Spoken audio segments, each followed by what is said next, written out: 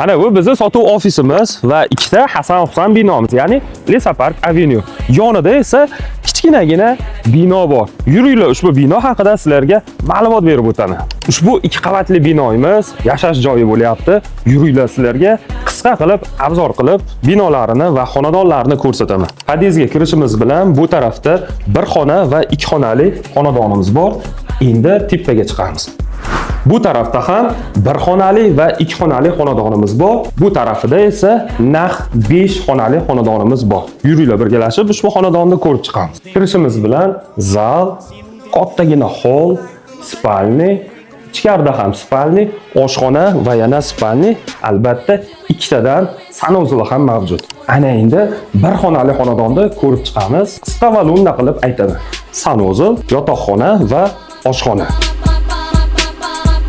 Ana endi 2 xonaligini ko'rib chiqamiz. Sanuzl, zal, oshxona va spalni. Albatta spalnining o'zini alohida yana sanuzli ham bor.